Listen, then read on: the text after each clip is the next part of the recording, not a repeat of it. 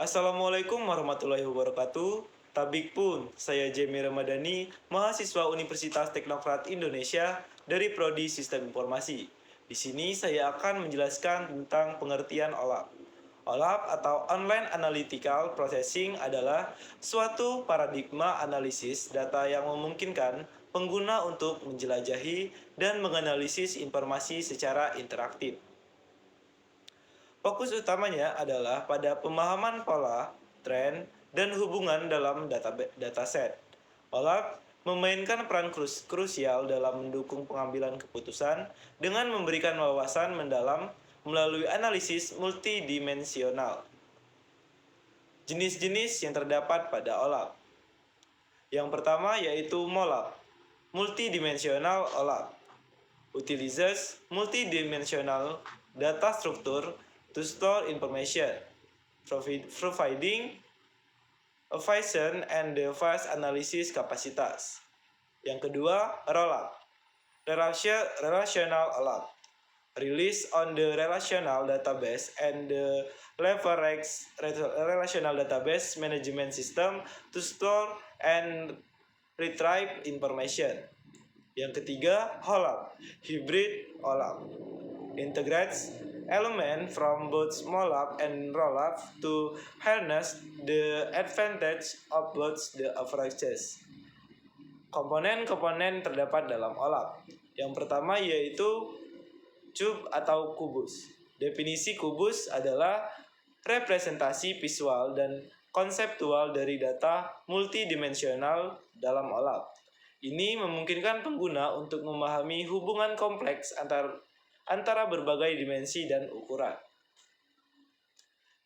Fungsi dari kubus yaitu menyajikan data dalam struktur 3 dimensi dengan setiap sumbu mewakili suatu dimensi. Sebagai contoh, dalam analisis penjualan, dimensi bisa mencakup waktu, produk, dan wilayah. Yang kedua yaitu dimension. Definisi dimension adalah kategori atau atribut yang dapat digunakan untuk mengorganisir dan mengelompokkan data dalam kubus.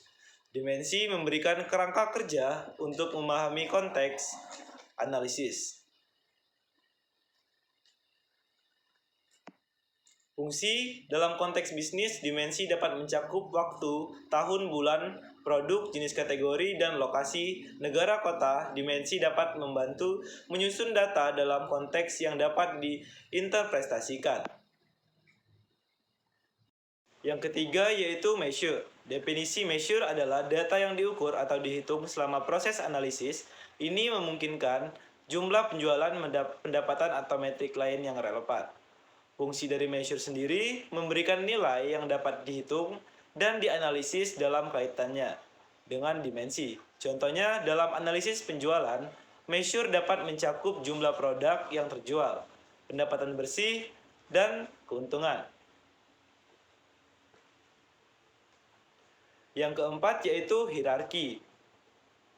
Hierarki adalah mengacu pada tingkatan yang disusun secara hierarkis di dalam suatu dimensi. Sebagai contoh, dimensi waktu dapat memiliki hierarki tahun, kuartal, dan bulan. Lalu, apa fungsi dari hierarki sendiri?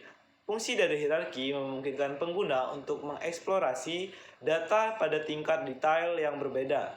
Ini membantu dalam analisis yang lebih mendalam dengan melihat data secara bertahap, dari level tertinggi hingga level terendah.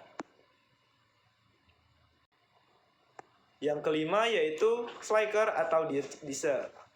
Definisi slicer digunakan untuk memotong filter data dalam kubus, sementara deezer digunakan untuk memotong dan memilih sebagian data berdasarkan kriteria tertentu.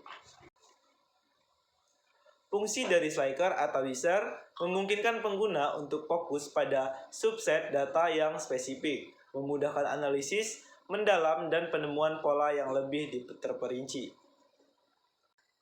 Keuntungan OLAP, analisis interaktif memungkinkan pengguna untuk menjelajahi data secara dinamis dan interaktif. Yang kedua, kinerja tinggi, dapat mengakses dan menganalisis besar dataset dengan cepat. Yang ketiga, pemahaman yang mendalam memberikan wawasan yang lebih dalam melalui analisis multidimensional. Lalu penerapan OLAP, bisnis dan keuangan, analisis kinerja keuangan, pemantauan penjualan, dan peramalan bisnis. Pendidikan, evaluasi kinerja siswa, analisis hasil ujian, dan pemantauan progres akademis. Selanjutnya yaitu contoh penggunaan OLAP. Yang pertama adalah analisis penjualan tahunan, melihat tren penjualan berdasarkan produk, wilayah, dan waktu. Yang kedua, pemantauan stok, menyajikan informasi stok barang berdasarkan gudang dan jenis produk.